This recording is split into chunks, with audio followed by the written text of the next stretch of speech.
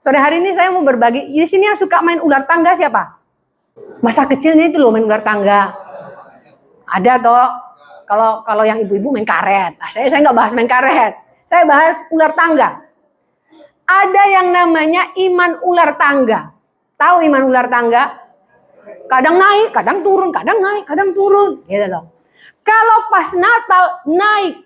Kalau Natal di sini penuh ya, sempit-sempit toh, panas. Karena banyak orang sempit yang nggak pernah datang. Siapa ya?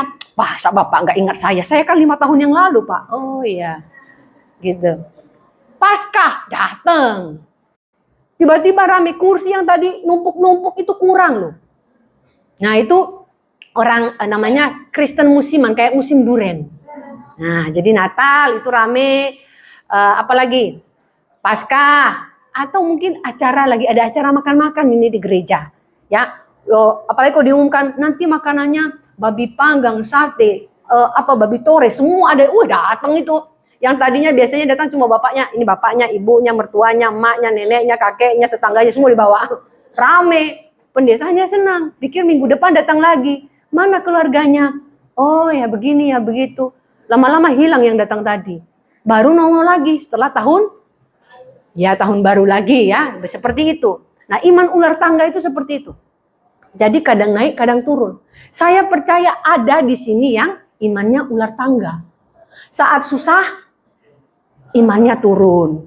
Saat diberkati, imannya naik. Selalu ngomong, puji Tuhan. Wis, kalau ketemu orang yang lagi diberkati, kalau ngomong puji Tuhan, manis. Senyumannya lebih manis dari gula.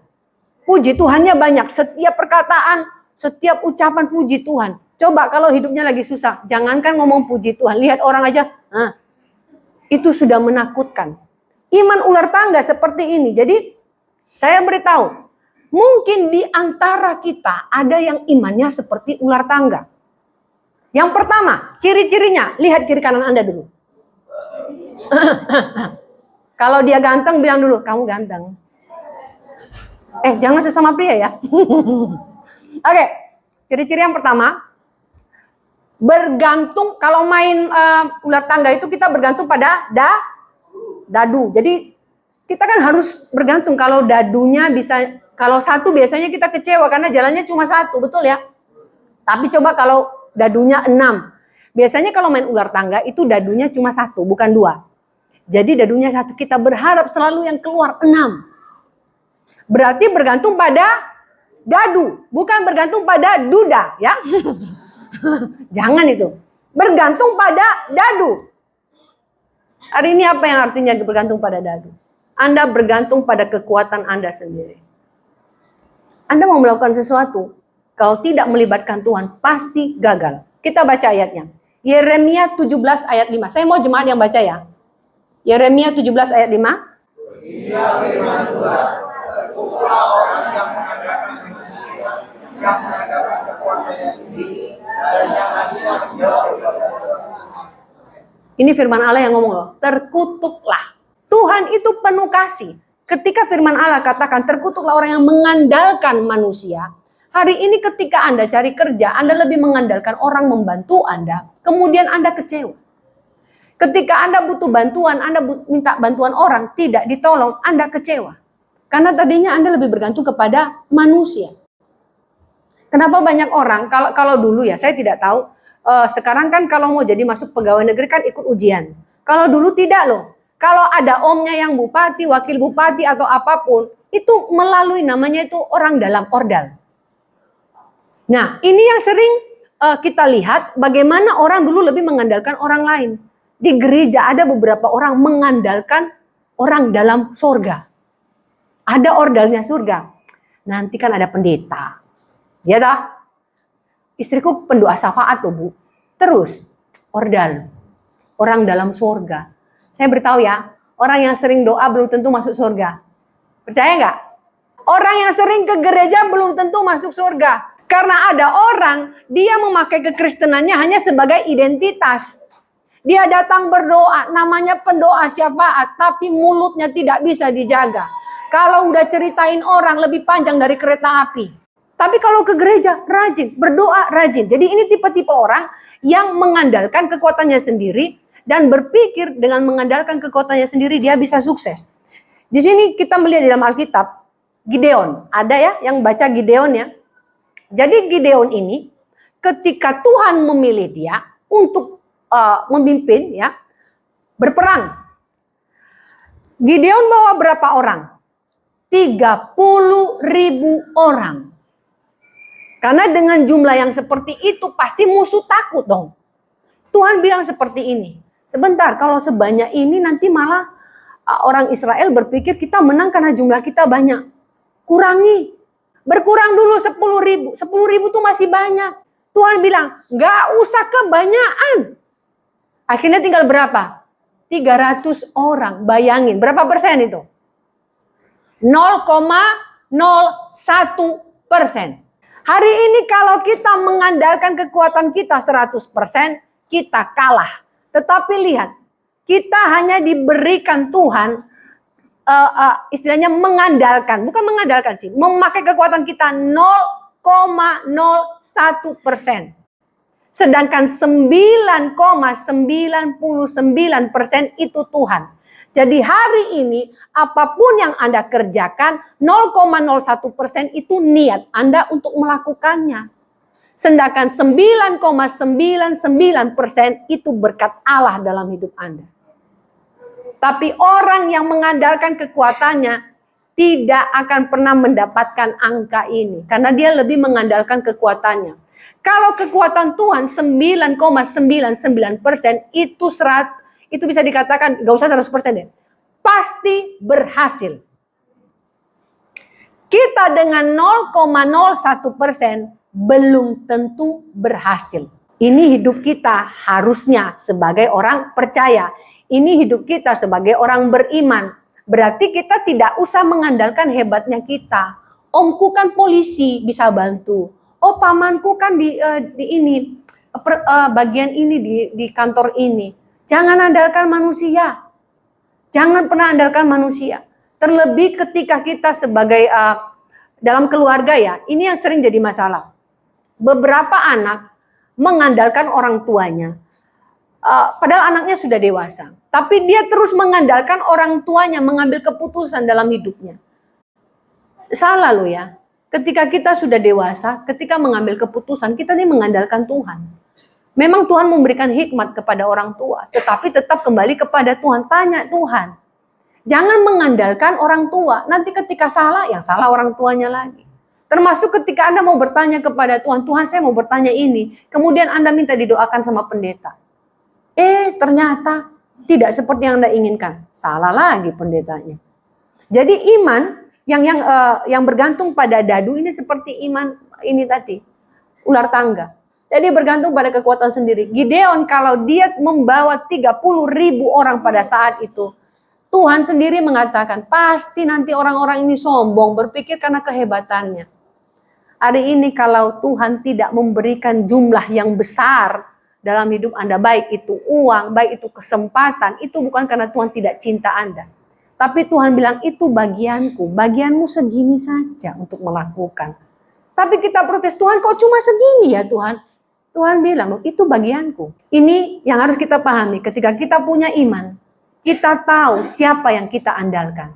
Kita tidak mengandalkan manusia. Nah, ketika mengandalkan manusia, biasanya seperti ini. Ada beberapa orang itu, karena sejak awal sudah mengandalkan manusia, jadi dia melihat orang yang dikagumi tadi, tiba-tiba punya kelemahan. Setelah dia melihat kelemahan dari orang yang dia kagumi, dia kecewa. Oh, ternyata orangnya begini ya.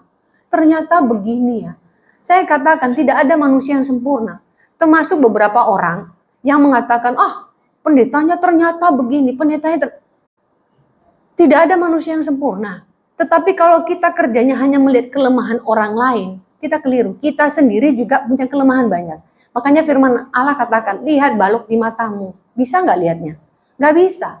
Jadi jangan lihat kelemahannya orang lain.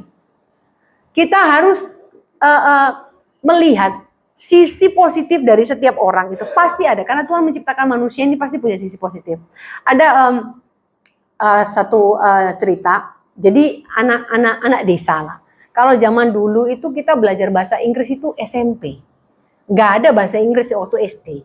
gitu. Jadi ada satu anak ini, dia bilang gini, saya mau belajar bahasa Inggris, tapi nggak bisa bayar guru les. Terus yang apa, ada ibu ini, dia sudah tua lah, tapi oh ibu dulu belajar bahasa Inggris, belajar sama ibu saja. Anaknya bilang gini, oh tapi masa ibu bisa bahasa Inggris? Bisa bu, mama itu bahasa Inggrisnya apa? Mother. Oh kalau papa father. Kalau kakak kaker. Oh kalau adik other. Kalau tante tanter. Kalau om, omer. Kalau keluarga, klender. Dia percaya diri dengan itu. Kira-kira anaknya percaya nggak? Percaya karena dia tidak tahu yang benar, dia ikut saja. Kalau kita mengandalkan manusia begitu, yang tidak benar pun jadi benar. Karena kita tadi kagumi dia, oh dia ini hebat, dia ini bisa. Kita mengandalkan manusia, dengan kekuatan manusia, dengan hikmat manusia. Tapi kalau kita mengandalkan Tuhan, pasti benar. Boleh melihat orang, tetapi jangan mengandalkan manusia, jangan mengandalkan orang. Tadi kan ada mother, father, kaker, omer. Nah mulai hari ini Anda boleh memanggil pasangan Anda ya dengan kata mother. Father mau kemana father? Oh kaker lagi di dapur memasak. Gitu. Gak apa-apa, itu bahasa buat orang-orang yang pinter ya, dia paham bagaimana dia bisa jadi kalender ya.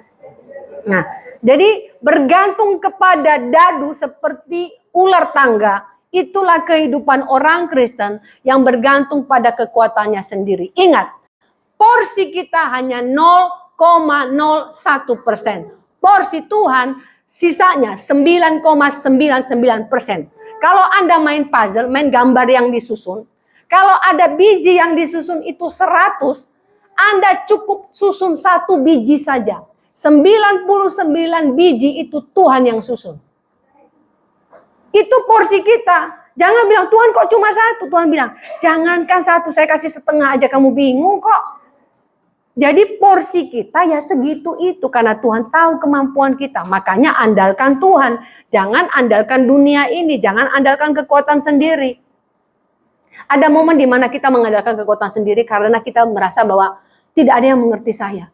Tidak ada yang mau paham saya cerita apa. Ingat, Tuhan itu ada dalam hidup kita. Dia yang mengerti kita. Dan saya percaya, Tuhan itu sebenarnya sudah sediakan orang-orang di sekeliling kita yang bisa memahami kita. Hanya saja terkadang kita tidak mau karena berpikir kita mampu. Itu yang pertama ya. Yang kedua, ciri-ciri orang yang punya iman seperti iman ular tangga ini adalah melangkah dengan khawatir. Misalnya, kalau main ular tangga, Anda kan hitung, kalau di dadu nanti keluar 4, kena ular, jatuh. Sebelum dadu itu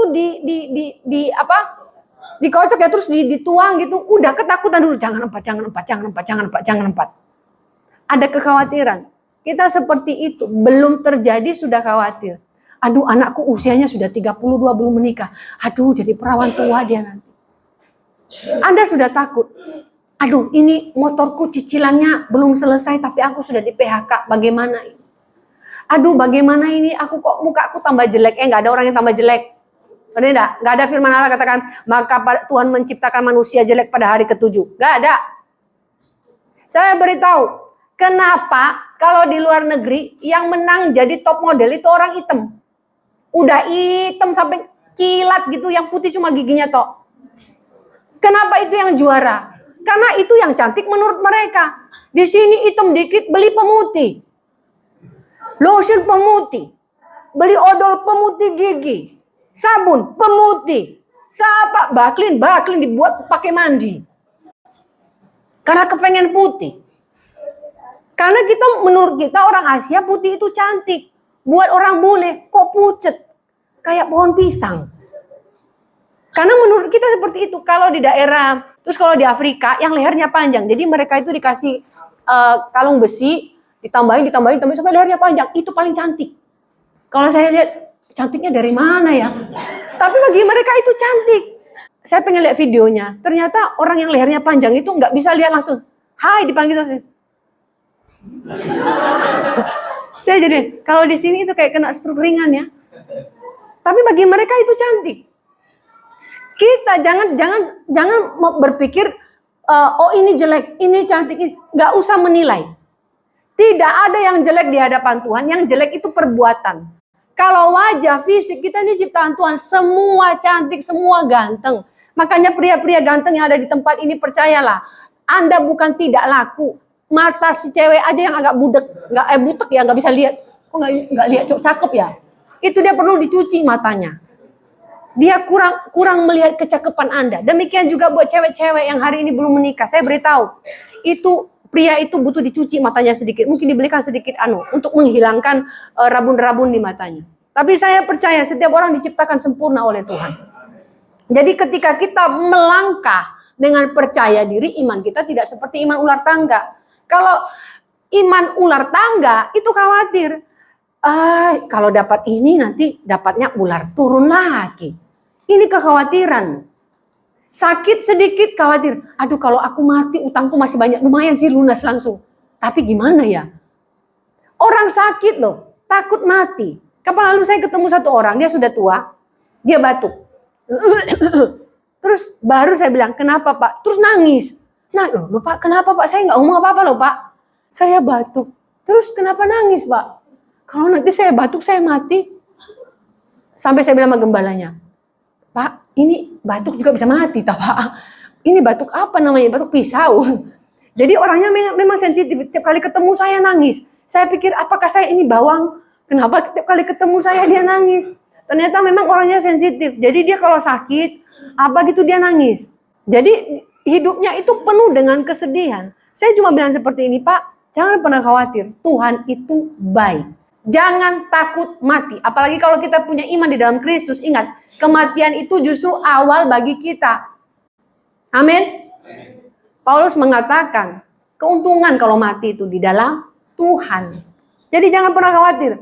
Kita baca dulu Filipi 4 ayat 6. Filipi 4 ayat 6. Katakanlah dalam segala hal keinginanmu, doa dan ucapan syukur. Doa dan permohonan dengan ucapan syukur. Ngaku, siapa yang di sini kalau berdoa minta dulu. Tuhan berkati, berkati terus. Selalu minta dulu toh. Pernah nggak buka doa, terima kasih Tuhan hari ini aku agak sedih, susah, kesenggol tadi motorku. Terima kasih Tuhan hari ini perutku sakit. Terima kasih Tuhan hari ini kepalaku sakit. Ada nggak? Nggak ada pasti. Orang tidak akan pernah bersyukur dengan hal yang tidak dia sukai hari ini dia alami. Kita biasanya memulai dengan meminta.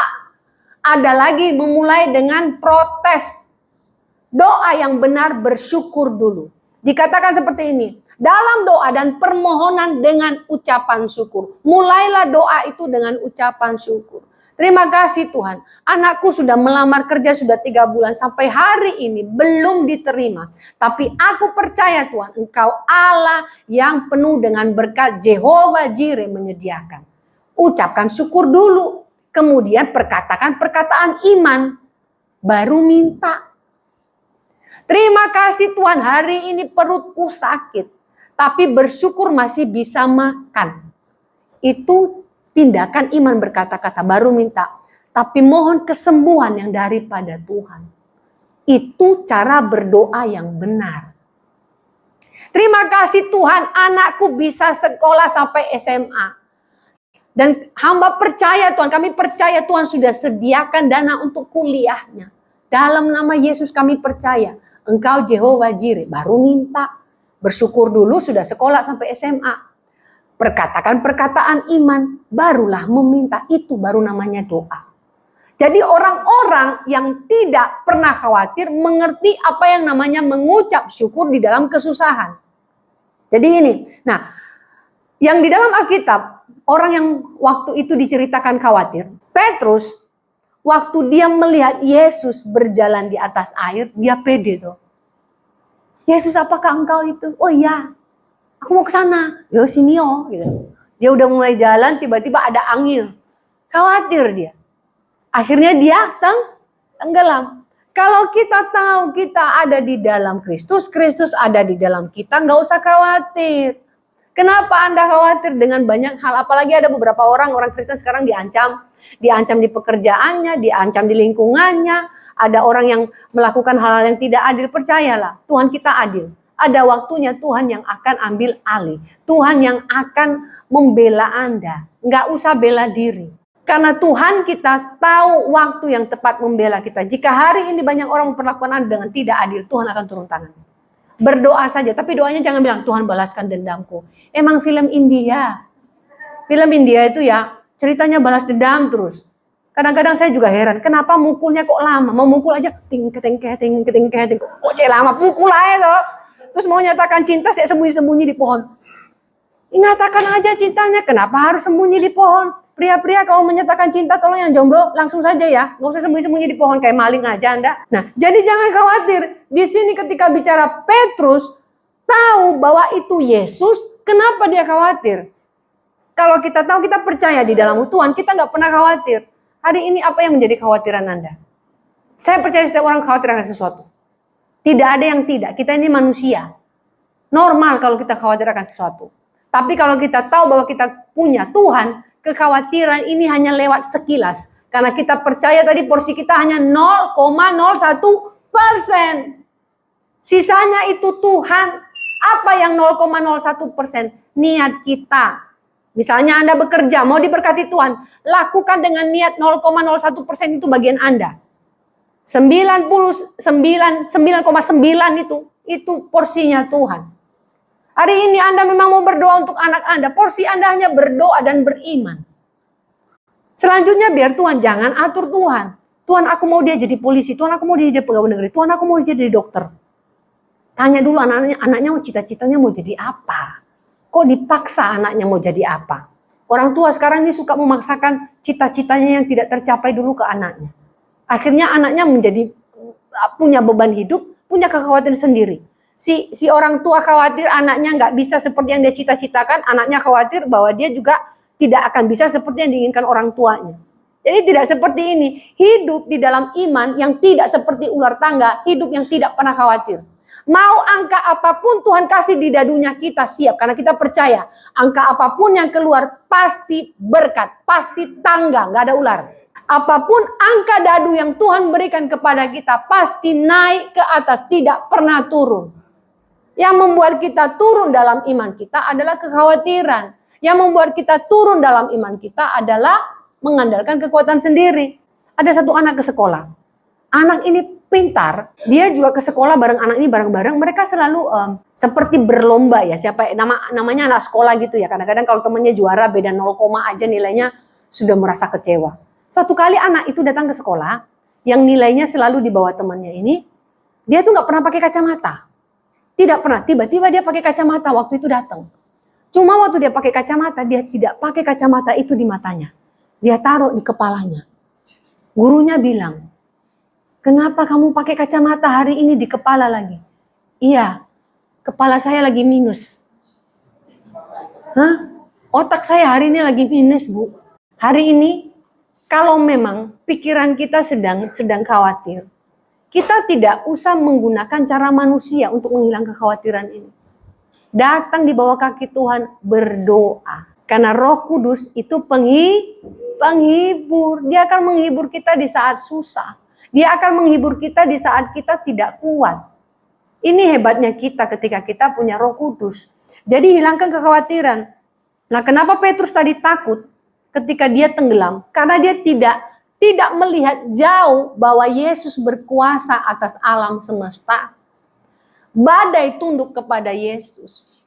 Ombak tunduk kepada Yesus. Hari ini apapun yang Anda hadapi, semua tunduk di bawah kaki Yesus. Tidak ada yang tidak. Makanya jangan khawatir. Oke, yang ketiga. Yang ketiga, iman yang seperti ini, ular tangga, berharap menang dengan menjatuhkan lawan. Lihat kalau Anda main ular tangga, Anda kan hitung langkah lawan toh. Misalnya 3 langkah itu ular. Pasti Anda berdoa, semoga dia 3, semoga dia 3. Biar dia kalah. Ketika dia jatuh, apalagi kan ada ular yang di nomor berapa dia? 98 langsung turun ke bawah. Itu Anda paling bahagia ketika itu terjadi. Benar enggak? Pasti benar, enggak mungkin tidak benar. Bayangkan kebahagiaan Anda ketika orang yang suka menghina Anda hidupnya jatuh. Anda bahagia sekali itu. Kapok, mampus. Maka itu, siapa yang tidak berbahagia dengan penderitaan orang jahat? Tapi apakah ini yang Tuhan inginkan? Saya sudah berdoa, ternyata Tuhan bela saya. Tuh sekarang jatuh miskin. Dulu hina-hina saya. No, tuh kan. Dulu aku di waktu pas masih muda, tak bilangi I love you ditolak. Sekarang dapat istri welek. Mending aku dulu toh. Ada yang begitu. Saya pernah ketemu ibu-ibu ngomong gini. Bu, ibu lihat itu. Siapa? Saya, itu apa sih?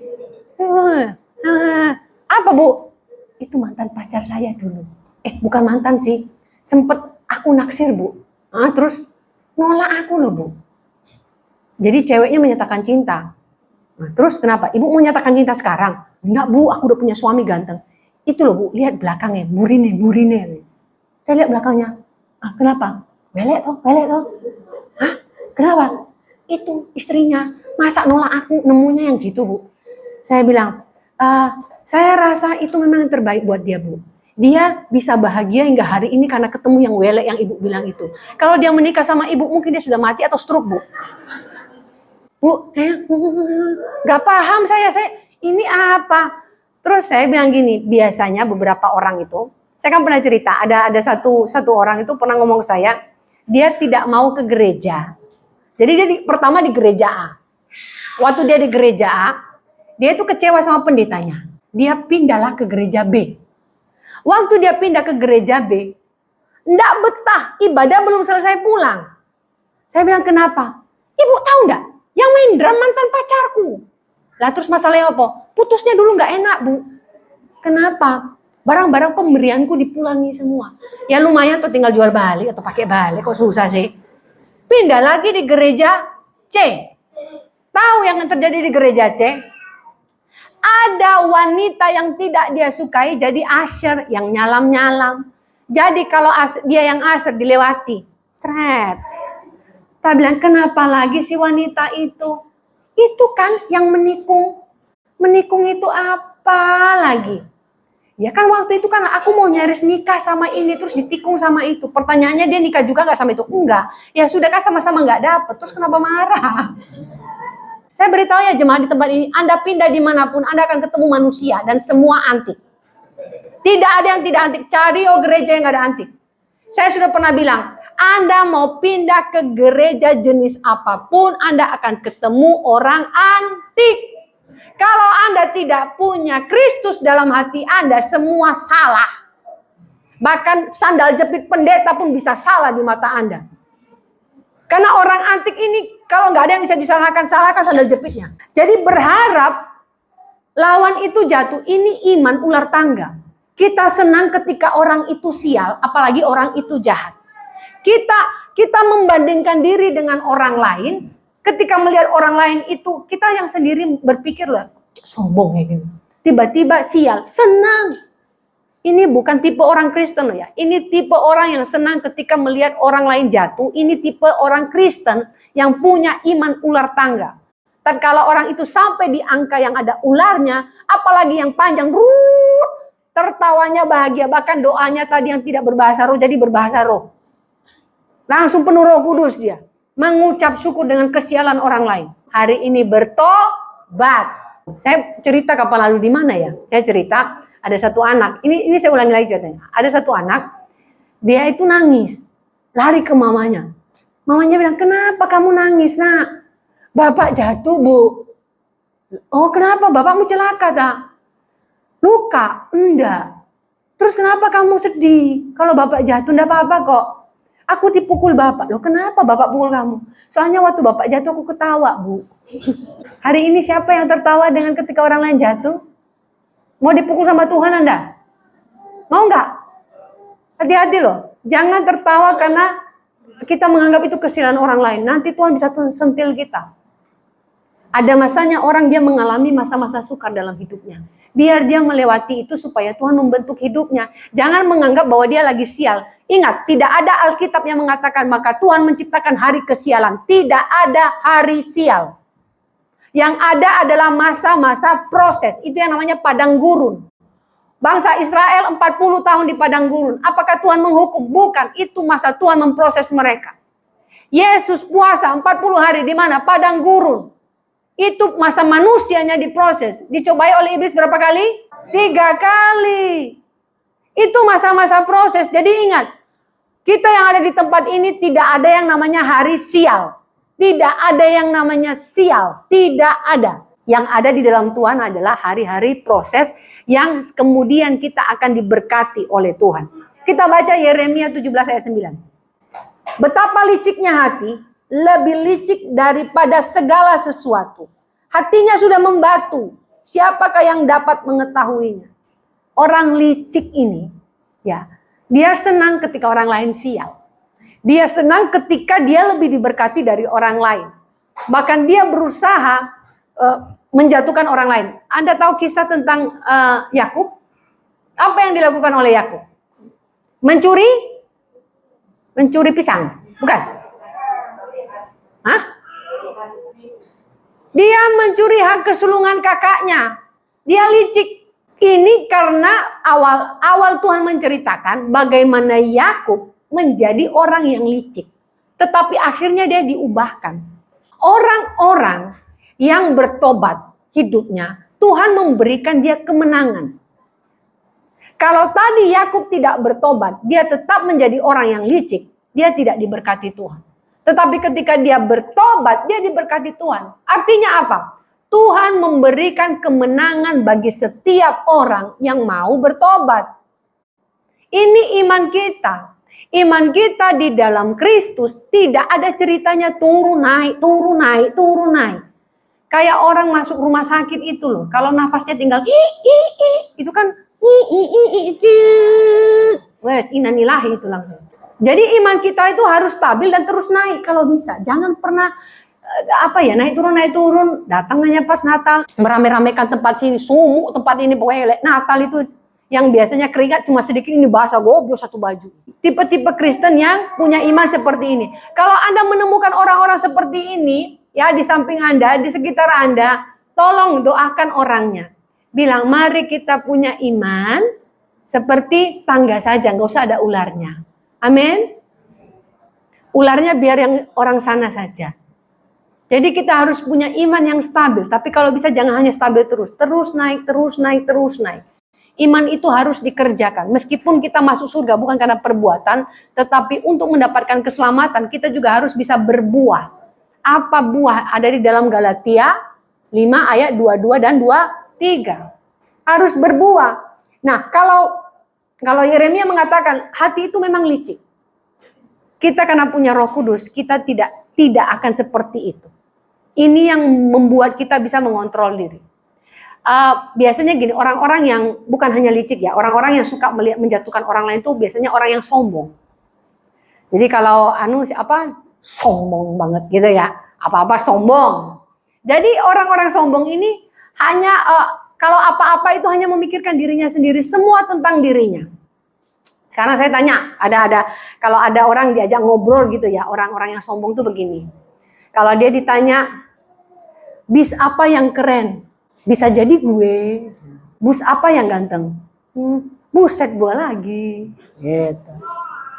Kura apa yang enak dilihat? Kurasa gue lagi. Dia terus. Ras apa yang paling baik di dunia? Rasanya aku lagi.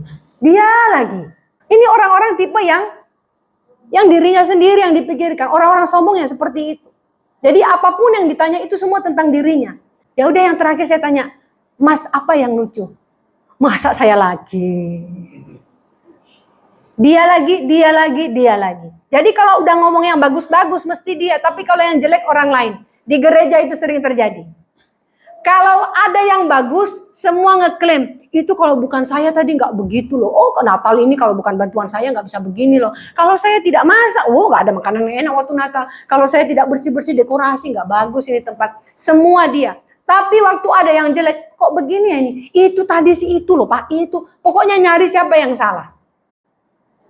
Tipe yang ketiga ini tipe yang paling parah. Karena ini tipe yang dimiliki oleh Lucifer. Sombong. Yang sombong bertobat. Di sini gak ada yang sombong. Sana. Saya selalu bilang gini. Orang sombong itu terlihat dari mana? Dari sasaknya. Orang yang sombong, saya mau bilang sasak itu bukan benar-benar sasak loh ya. Istilahnya itu besar kepala apapun loh dia terus. Orang sombong tahu, alisnya menentang bukan alis, bulu matanya menentang surga, jeret gitu. Jadi lihatnya ke atas terus, nggak pernah lihat ke bawah. Tiba-tiba orang sombong. Ingat, kita diciptakan Tuhan. Kita itu punya porsi masing-masing. Miskin bukan berarti dikutuk, kaya bukan berarti diberkati. Tetapi saya beritahu, semua punya porsi masing-masing. Semua diberkati. Tapi porsi yang kita jalani hari ini, apapun posisinya, selama kita memuliakan nama Tuhan, itu sudah sangat hebat di mata Tuhan. Karena di mata Tuhan orang-orang kaya adalah orang-orang yang punya iman.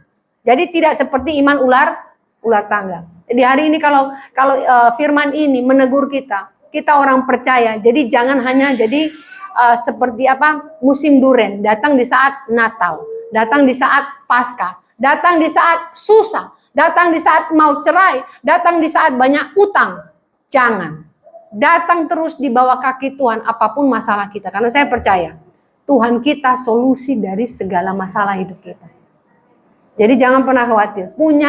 Miliki iman yang terus kuat di dalam Tuhan. Jangan seperti iman ular tangga. Bentar turun, bentar naik. Ada masalah turun. Pas diberkati naik. Tidak seperti itu. Jadi konsisten. Amin. Mari kita berdoa.